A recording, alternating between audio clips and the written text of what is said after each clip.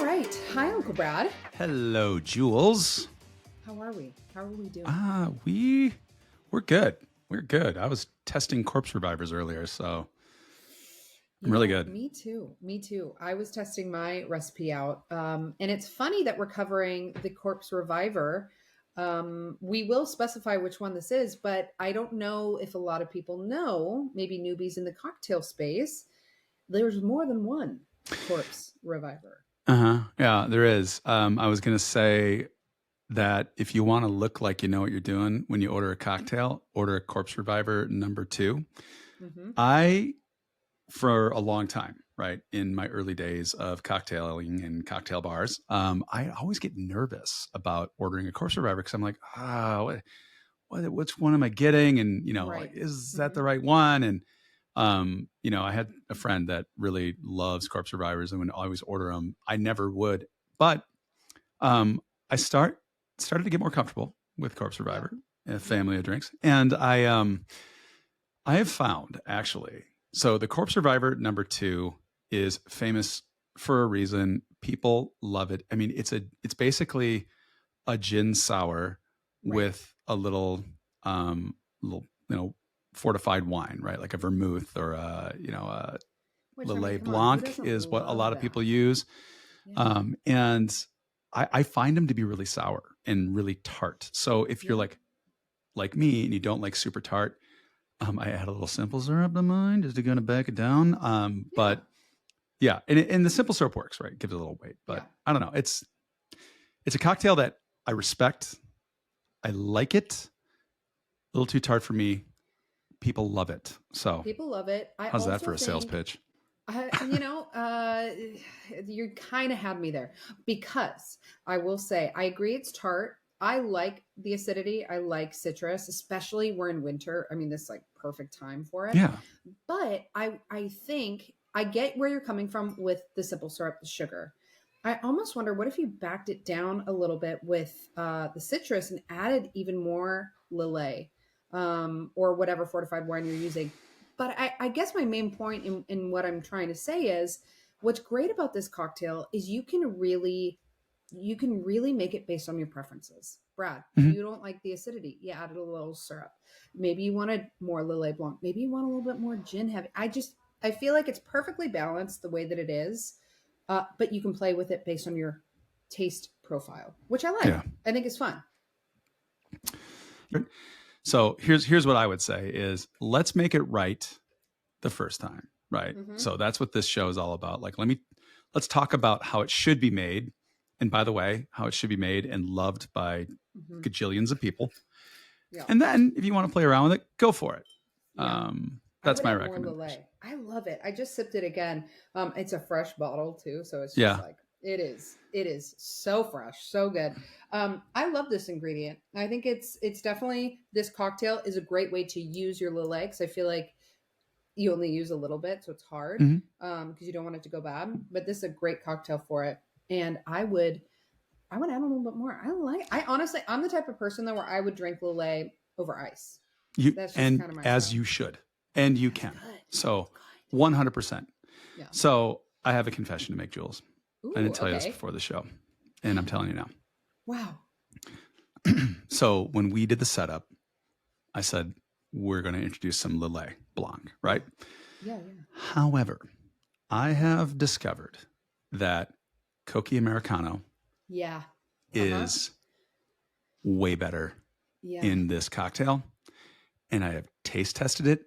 And I myself, even somebody that doesn't love sour cocktails, am like this. The Coqui Americano is just Yeah. it's lights out. And there's a Yeah. reason for that. So today, not only do you get a little history in part 3 Ooh. of today's episode, but I'm Mm-hmm. going to give you a little backstory on why Coqui and not Lillet Blanc in the Interesting. recipe section. So stick around for that. Yeah. Not that you're going Yeah. anywhere. I mean, the show just started, right? Like we're I getting the know. recipes next.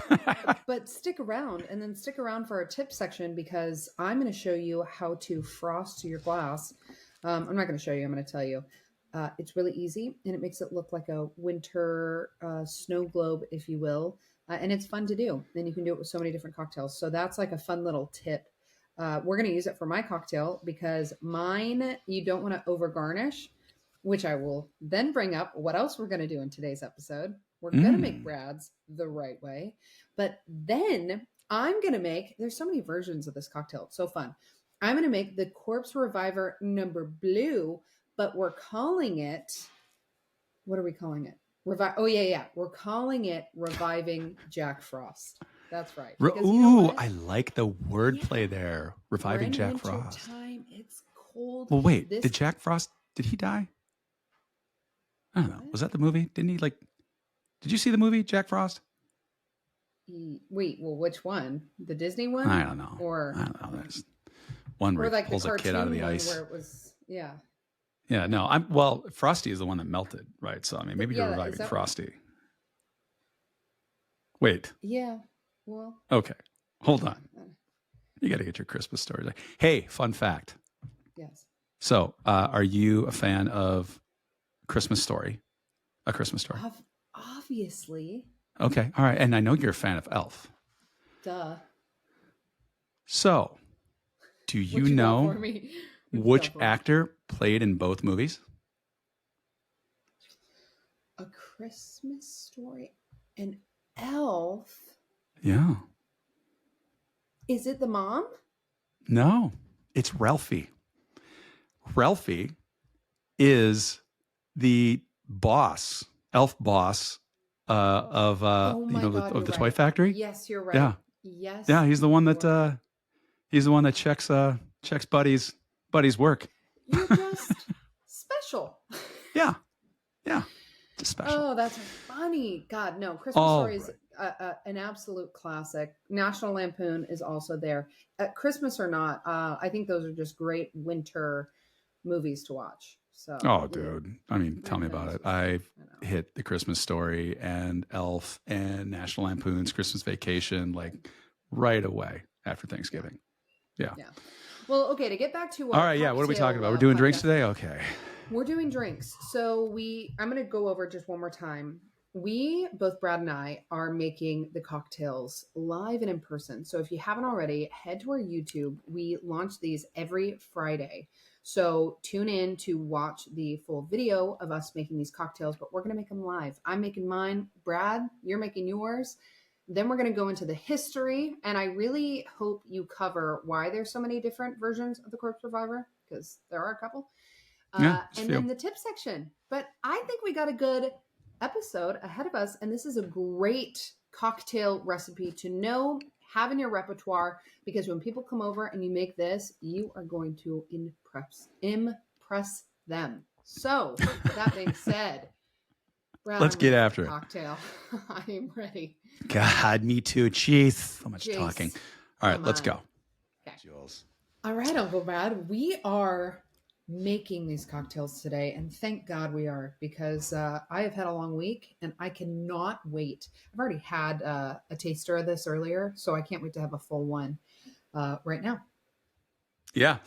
I said earlier I was experimenting and making these earlier because I recently discovered that it's better with Coca Americano, and man, am I glad I validated that, because I'm totally, from here on out, going Coca Americano. It's still good with the Lillet, but Lillet is not the intended additive or ingredient in this drink. And let me tell you why. So I told you to be a little bit of a history lesson here today. Yeah. So here it is. When this recipe was originally invented, they used quina Lillet, which is quinine. Okay. And quina Lillet was the preferred spirit, or I'm sorry, preferred, what is this fucking called? Is it a vermouth? Like a fortified aperitif. Wine. Aperitif. Wow. Aperitif wine, right? Yeah. So Quina Lillet was the preferred aperitif wine that went into this cocktail, and it's not around anymore. And let me tell you why. So back in the day, they used to drink something the Brits loved quinine, right? And quinine was used to ward off malaria. And it wasn't just the Brits that liked quinine. The French colonists, or not French colonists, but the French troops that were all over the world, they used quinine as well to ward off malaria. Right. And so there was a beverage that was created in France, kind of to answer Britain's gin and tonic, and that was conquina. And conquina came with quinine. Yeah. So when conquina, let's see what happened here. Conquina was invented in the mid-19th century, France gin and tonic.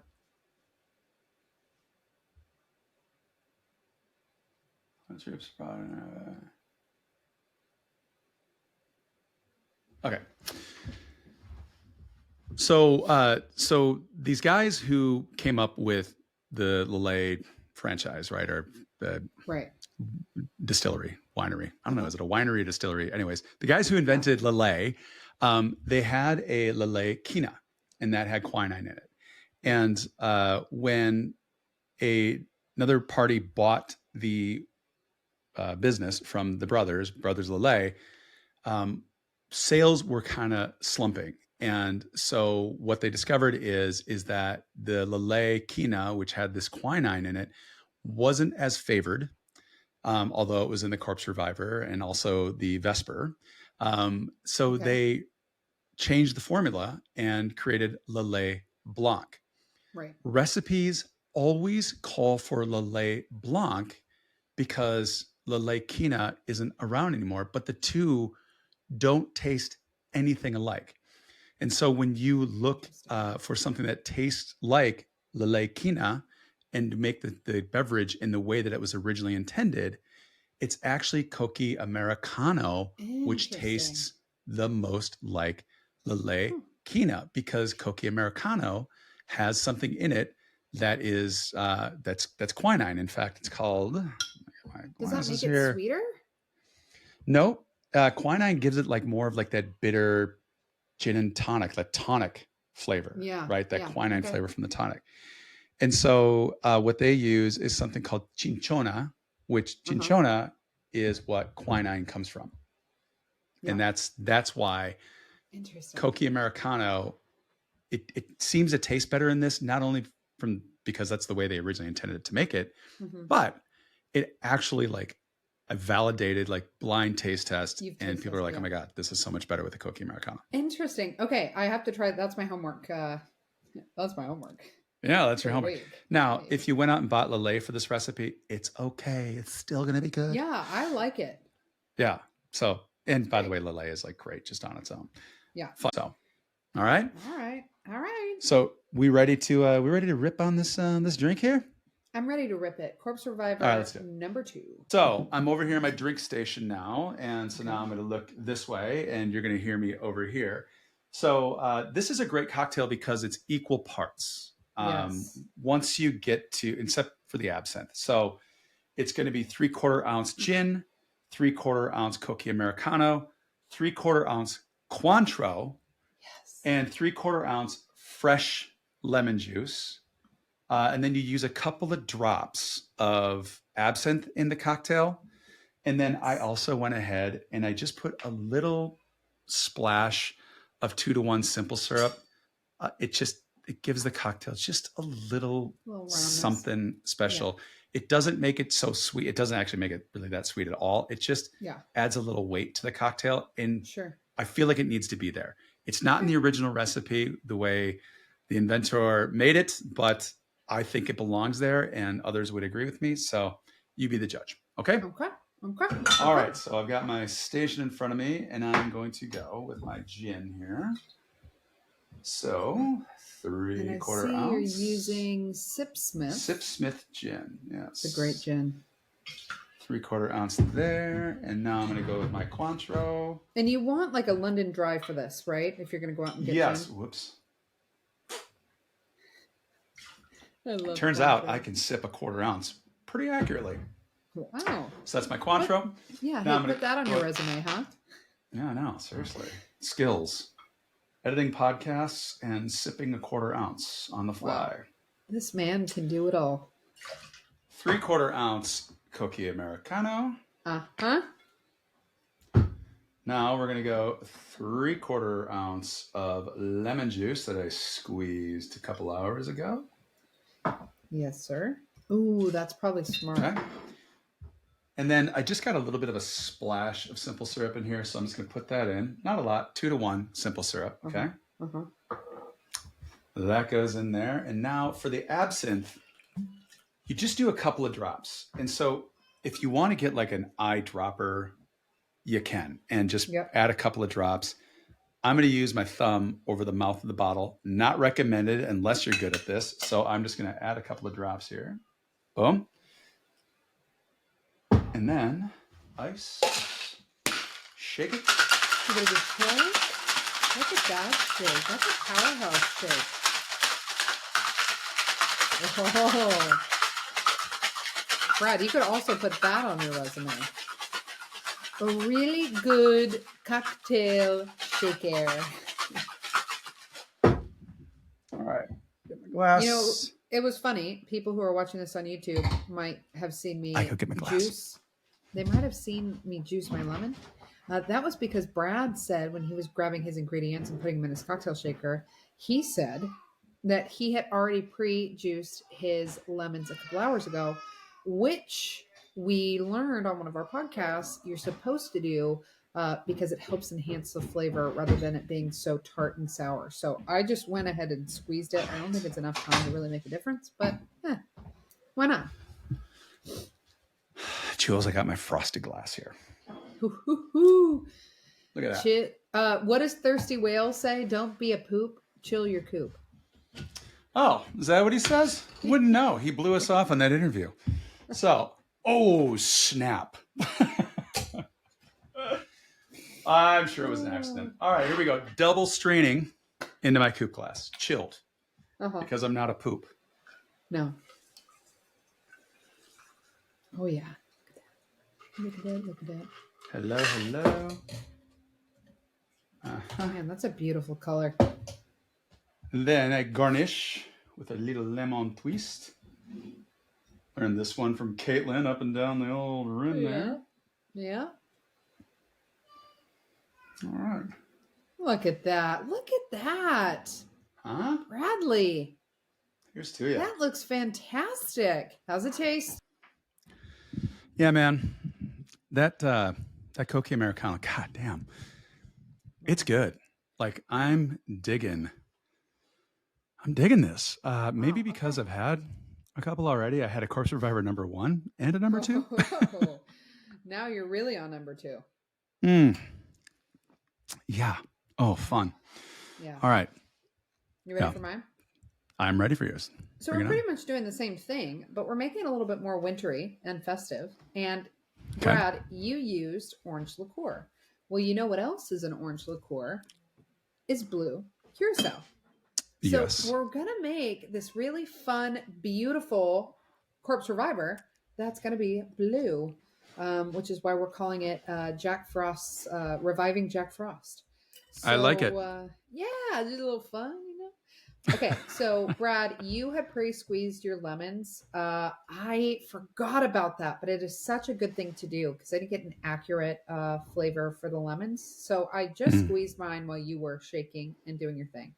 I don't think it's going to make that big of a difference, but like yours, 3/4 ounce. 3/4 ounce, fresh squeezed lemon juice. And ingredients really do matter. Brad, you're talking about the Cokie being a game changer, and that just goes to show you that you can really taste every element that's in this cocktail. So make sure you have a good gin. Make sure you're using your preferred, French wine aperitif. But 3/4 ounce of everything. So I just added in my Lillet because I didn't have my Cokie, which, by the way, I had earlier with Lillet. It's good. Don't let Brad deter you, but let it inspire you to try both. Yeah, and by the way, please don't let me deter you from Lillet. You've been using Lillet for years and making awesome cocktails with it. I love it in a Vesper. I can't wait to try Cokie Americano in a Vesper. Woohoo! He might have been converted. Okay, 3/4 ounce of blue curacao and gin. So now we have 3/4 ounce of all 4 ingredients. So now we're just going to give this a little shaky.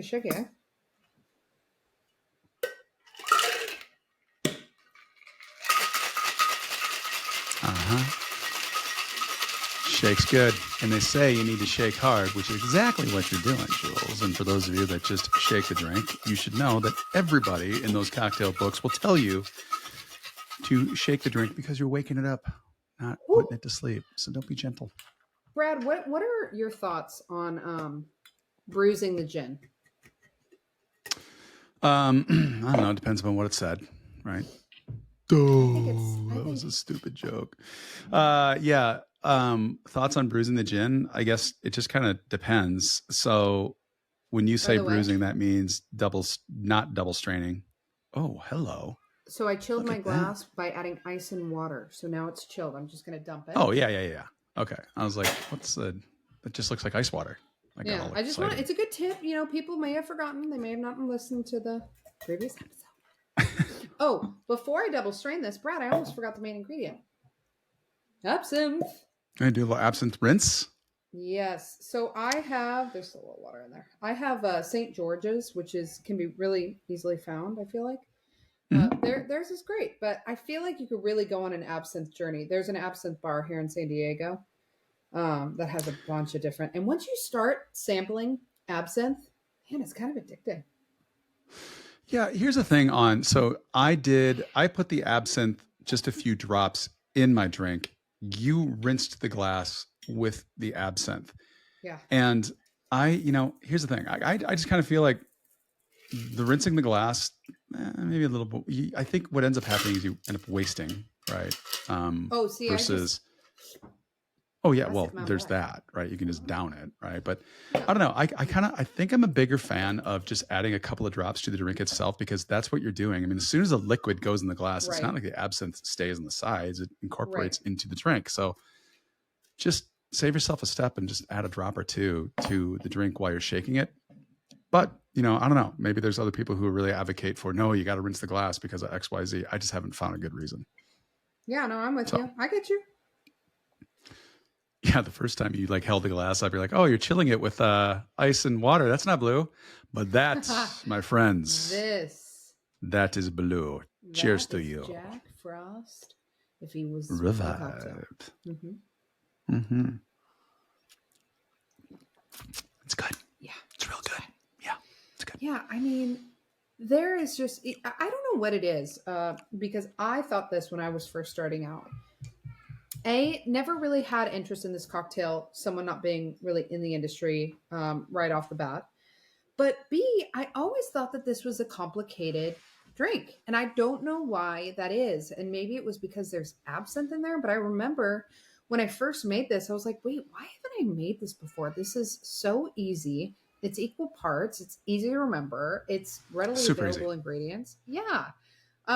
So I don't know if anybody else feels the same way, but don't sleep on this one. I mean, if you love gin, this is a great one to try out and play with. Yeah, blue. Totally. Yeah, I big fan of the Corpse Reviver. I haven't had the Corpse Reviver bleu, but that's on the agenda. So should we? Yeah, this is a fun one. Yeah, I want to hear the history because do you go into why there's a number one and a number two? And well, I mean, we touch on it for sure. Okay, good.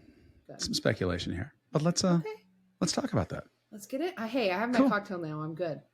All right, here we go. All right, Uncle Brad, we have been revived via our cocktails. Now let's talk about why, when, how, where. Yeah. Let's talk about the old Corpse Reviver. And I said it at the top of the episode. I'll say it again. This is a drink that if you want to look like you know what you're doing, go to a bar and order a Corpse Reviver number 2. Now it's got to be a cocktail bar. Don't go to your local dive bar, unless we're at that dive bar that you took me to. What was the name of that bar in San Diego? I know. What was that called? Sidecar.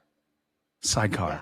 That place is great. It's a dive bar. That's a cocktail bar. Yeah. Yeah. Huge fan. That's awesome. Huge fan. Yeah. And they killed it on the drinks. Oh yeah.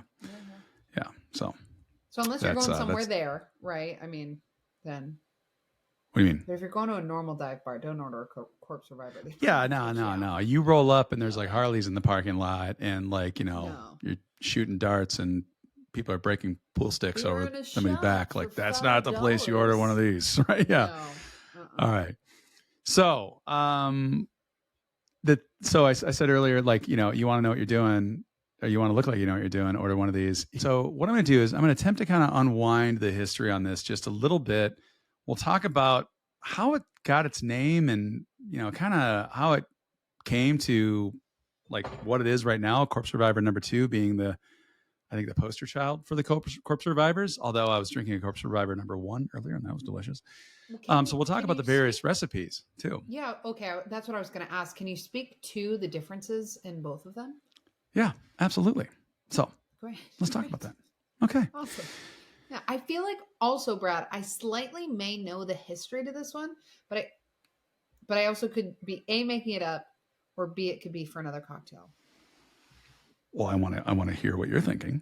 Well, I don't know why this is burning in my brain, and it's probably wrong, but wasn't this named the Corpse Reviver because when people were hungover, they drank this cocktail and they were revived and they weren't hungover anymore? Well, there you go. Boom. History Stop. lesson over. Yeah. Stop. Yeah. No way. Yeah. Yeah. So, all right. Great. Great segue. Wow. Yeah. So Wow. this actually started out as a term for a drink that you would have the morning after, right? So, you got a little bit of the brown bottle flu, the Irish virus, a little, little, what do they call it? Divine punishment if it's on a Sunday, right? God's punishing you. That's funny. That's funny. Yeah, yeah, yeah. That's my favorite one. Oh, that's good. So you would go out the next day. And by the way, the term corpse survivor goes way back, way, way back. I mean, they've been talking about hangovers for a long time. I think I said in an episode, might have been eggnog, might have been something else where I'm like, I don't know, they never really talk about the hangovers. They do. I just wasn't paying attention. So this is a style of, started out as like not a recipe, but like a time of drinking. Like, so I don't even know if that's the right word, like a kind of drink, right? So you get up in the morning, you'd have a pick-me-up, you'd have an eye opener, you have a bracer, or a little hair of the dog that bit you, or a corpse reviver. Yeah, I would say hair of the dog is the modern term now of a corpse reviver. Yeah, hair of the dog is absolutely the modern term of the corpse reviver. However, unlike the corpse reviver, the hair of the dog doesn't have a drink associated with it. And by the way, it really didn't then either. So the drink first, or not the drink, the term first appeared in Punch magazine in 1861. Okay. And then, by the way, that's a British based magazine, right? Punch magazine. And then the term became associated with a recipe in 1871. So somebody said, oh, well, here you go, a little brandy, a little maraschino liqueur, and Boker's bitters, and there's your corpse reviver. Funny. Then a different recipe appears in 1903, and this is more like a pousse cafe. Have you ever heard of a pousse cafe? A pousse cafe is like a drink. It's Pousse, pousse cafe. And it's a drink that's a layered drink with multiple different liqueurs and alcohols. And so, as the weights of, just kind of like if you remember chemistry class, right? So the weight depends upon where it lands in the layers. And so pousse cafe. Anyways, I've said too much. So you got the pousse cafe, right? But there wasn't a clear definition of what a corpse reviver was. It was just kind of like this broad term, and people were just assigning, ingredients to it. All right. Enter Harry Craddock. Now, who Harry is. Guy. Yeah, I know. You know who he is. And if you don't, and this is like the first episode you've ever listened to, you've never heard us talk about Harry before, you have no idea who he is. Harry Craddock was an English-born, American-trained bartender. So he is born in England, moves to the United States, becomes a career bartender. Prohibition hits. He's like, I'm out of here, right? Going back to England. Yeah, 100%. and is the head bartender at the Savoy, at the American bar Mm-hmm. at the Savoy Hotel. Okay. Mm-hmm. Which, by the way, I don't know if I've ever said before. My son was in London this past summer, and I'm like, Ben, you got to go to the Savoy. Yeah. So I sent $100 his way to take his girlfriend to the Savoy. They had 3 cocktails for $83. Are you kidding? Well, I mean, this isn't no slouchy joint, right? No, like the Brad, Savoy is. I feel like that's cheap because you're Oh, totaling good. 6. You're totaling 6 drinks, right? 3 for him, No, 2 no. for her. 3 total. Yeah. Mm-hmm. Yeah. Okay. He had one, she had one, and then they shared one. Yeah. So. Yeah. Okay. Yeah, that's expensive. All right. Well, worth it though. Totally. You know, and what a cool thing. I'm like, go experience this for me. Yeah. So, anyways, Harry was the head bartender at the Savoy, and he's also the guy who wrote the Savoy cocktail book. Yeah. And this book, wasn't the first cocktail book that came out, but this was a culmination of all of the drink knowledge, and it's got 750 recipes in it. And if you don't have it, run to Amazon and buy it, by the way, right now. Yeah.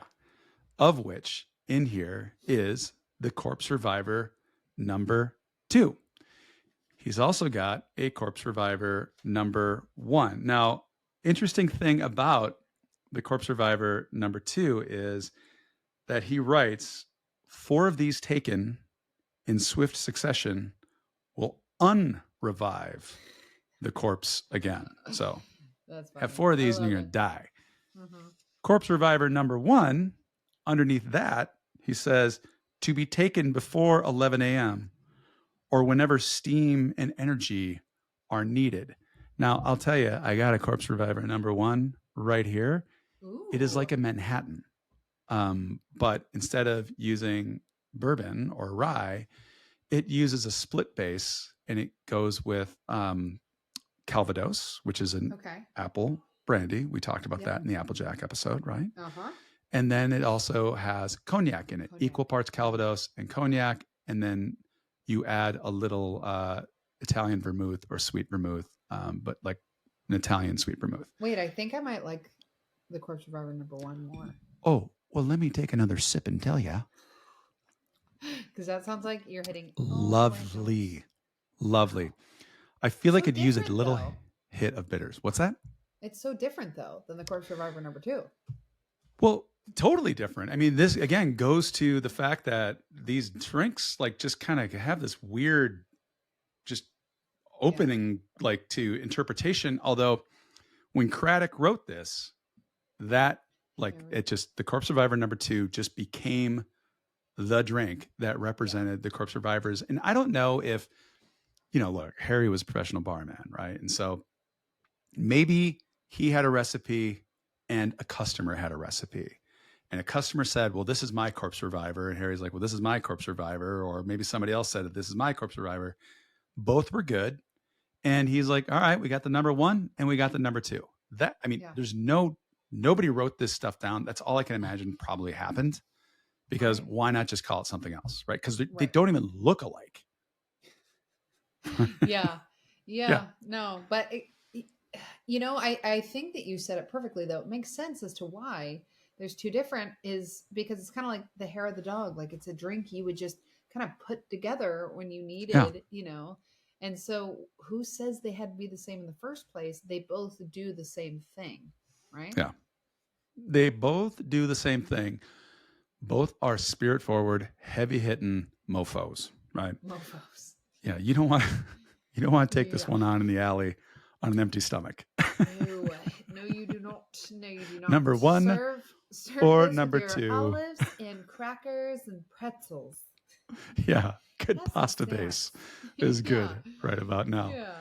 All right, so we've got Harry's recipes, and then all right, so why the number 2? Why was this? And I don't have a great explanation for this other than the fact that in 1956, both recipes appear again in this guy, Patrick Gavin Duffy, another bartender who wrote Official Mixer's Manual, right? It's another cocktail book. Yeah. Only in 1956, he substituted Swedish punch, that's Punsch, instead of Kina Lillet, because again, Kina Lillet was no longer available. Right. So you're like, well, what's Swedish punch? And this stuff is actually still around. I haven't had it, but you can bet your bottom dollar I am going to go try it. Yeah, so Swedish punch is a bottled spirit that it's basically they started bottling punch, and this spirit made its like Sweden had their version of punch too. However, they use something called Batavia Arrack, and that is Arrack. Okay. This is a spirit from the Middle East, and not to be confused with Iraq, which is Arak. Yeah. Also a spirit from the Middle East. Great. I'm gonna need So to see these. in Europe, they were getting, brandies, cognacs, and all these interesting things coming from all around the world, and rum and whatnot. In Sweden, they took a liking to Eric, or Iraq is what I want to say, but it's Eric. And it's like this. It's a spirit that is made from molasses, so it's got to be similar to rum, but it comes from Java. Iraq is a spirit that's got this anise flavor. Anyways, these are details that are really unimportant. They use Swedish punch instead of Kina Lillet. Okay. So that was that guy's recipe. Right. So anyways, for whatever reason, like Harry's recipes perpetuate, and they just kind of become like the standard, because Harry probably was considered as the standard. When you went to go make cocktails, he wrote this massive encyclopedia of cocktails. You just referenced his stuff, and people tried to recreate it. They couldn't, because Kina Lillet wasn't around, so they just substituted something else. A lot like what's happening now. People are like, oh, Lillet Blanc. Lillet Kina isn't around, so we'll use Lillet Blanc. And it's like, no, doesn't even taste the same. Get Cokie. Yeah. Cokie Americano. Yeah. All right. So then you're like, well, are there other recipes for the Corpse Survivor? And yes, indeed, there are. So we talked about this guy from 1956. We've got Harry's. There's the Cafe Royale cocktail book in 1937, which featured a Corpse Survivor. This was brandy, orange, and lemon juice, fresh juices, and then grenadine, and that was shaken and topped with sparkling wine. Oh. Yep. And then in the same book, you've got Godfrey's Corpse Survivor. Thank you, Godfrey Baldini. And his was gin, vodka, grenadine, and Angostura bitters. Huh. Okay. And then in the same book again, you've got the new Corpse Reviver, and that's with Martini and Rossi's sweet vermouth, apple brandy or Calvados, and brandy, which sounds a lot like the Corpse Reviver number one. Yeah. And then we've got a different book, or maybe no book at all. This is interesting. Back to the Savoy. So Joe Gilmore, who was Harry Craddock's successor in 1954, he came up with the Savoy Corpse Reviver, because apparently Harry's wasn't good enough. And this version, I don't know, maybe it was a contract year, but his version included cognac, Fernet, and white creme de cacao. And by the way, it's not creme de cocoa, it's creme de cacao. Wait, that sounds like a 20th century cocktail. I don't know. Maybe you got me on that one. I'll have to look it up. 20th century. Wait, Brad? What? Have you never had a 20th century? I've had a lot of things, Jules. I ain't never had that. It's one of my all-time favorites. It's one of my all-time freaking Talk to me, Goose. cocktails. What's in a 20th century? White creme de cacao. And then you have your, hold on, let me. Yeah, I already got you. Okay. All right. 20th century cocktail is white creme de cacao, gin, Lillet Blanc, again, fun, and lemon juice, and garnished with lemon twist. All right. Well, I'm just going to give you the recipe. By the way, this doesn't look like a very good one, but 1.5 ounces of gin, 1/2 ounce of Lillet Blanc, 1/2 ounce of creme de cacao, white, and Yeah. 3/4 ounce of fresh lemon juice. Shake it, garnish with a lemon twist. It's so good. I love it so much. Maybe Totally, we'll cover it on the podcast. we probably should. We probably should. There are a gazillion. Harry Craddock had 750 in his book, and we've come a long way since then. Oh my God. This show could go forever. Yeah. So, all right. Last Corpse Survivor recipe is coming at us from the year 2000. Okay. And, well, maybe it was a 2000, it might be 2007. Well, so early. Someone would that still be Jules. early 2000?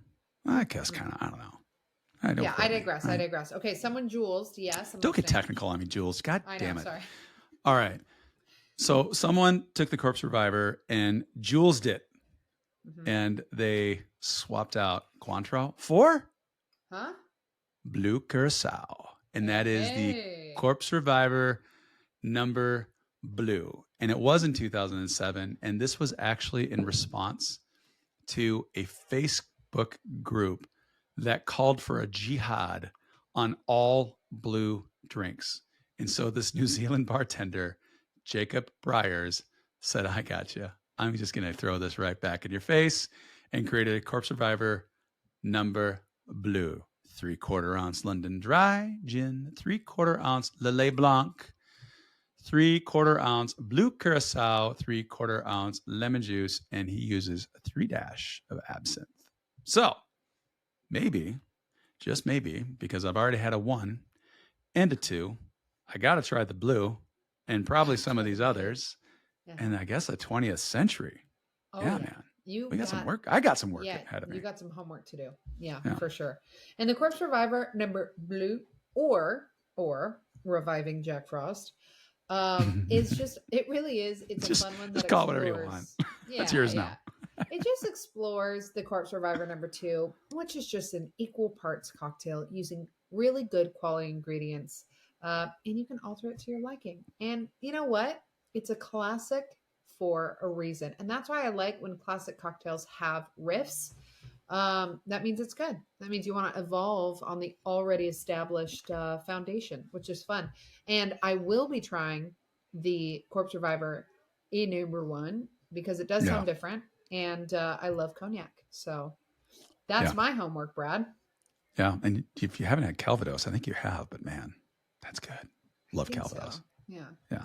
Okay. So that face alone tells me if you said, oh yeah, I love Calvados, then I would be like, okay, you've had Calvados, but you're like, I think so. Nah. Yeah. I don't think I've had it. Yeah. Maybe I think I've been at like a cocktail bar and they've that was like the ingredient, but I don't think I've ever had it on its own. Yeah.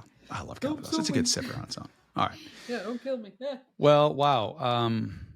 Let's wrap it up here and get into the tips. We've talked long enough. It'll be quick. It'll be easy. Painless. All right. Boom. All right. I'm keeping these tip sections short. I love it. And I have right? I know. We needed it. But this is easy. It's fun. It's interactive. You can do it yourself. You can do it for many different cocktails. This technique, I call frosting your glass. And it's great for this cocktail that I made, which was the defrosting. Reviving Jack Frost. Wow. Really, that went out of left field. I don't know where that came from. I'm defrosting Jack Frost. Oh, that sounds cruel. That's not it. I'm gonna defrost that son of a bitch. I'm getting him this. He's coming out. I'm tired of his ass. Oh my God.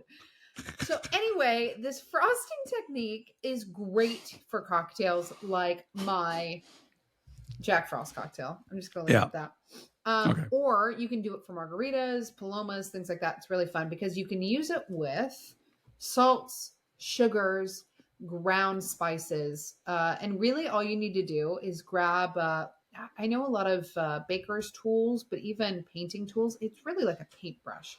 I think you can use it like when you put on barbecue on like pork ribs, when you're going to buy that, buy a second one for cocktails. And really you're going to paint on your glass, and don't do a lot of it. I just do like a small section of your glass, and you put simple syrup on the brush and you brush where you want your glass to get wet. And then using your fine mesh strainer, you'll add in, put it in a bowl and add in your ingredient. That could be granulated sugar, it could be ground spices, it could be certain salts. And you're going to Huh. fill that up. And then you're going to tilt your glass to the side. You're going to grab that fine mesh strainer and you're going to lightly just shimmy sham little taps to create this like snowfall effect on your glass. And because you have the simple syrup on there, it'll stick to your glass. So it will give this frosted look. So if you use the white granulated sugar, which I like on this Corpse Reviver number blue, because it kind of adds that like wintry feeling. But I've done it on a Paloma where I've used ground hibiscus or ground beet powder. And it creates like this really beautiful, like soft pinkish red color that's just like rimmed on the side of your glass. So Sweet. it's kind of like a frou-frou garnish. It doesn't really add anything except for it adding to the experience. I think the experience matters, right? Like It does. people love the looks of a cocktail The eye before I think drinks they love the first. taste of the Yep. cocktail. So Facts. I have learned to up my garnish game because of you, Jules. So Really impressed with yours today, Brad. cheers. Yeah. Yeah, thanks. I'm really trying to show up. Yeah, you crushed it. So there you go. All right. Take with that Good. what you All right. will. Well, Yeah. yeah. And hey, look, Jack Frost, if you're out there listening, watch your back. What's your pick? Coming for you. And defrost. Okay, Dross. I'm gonna Yeah, defrost we're you. gonna defrost you. Corpse Reviver. Defrost. All right. That's enough. Bye.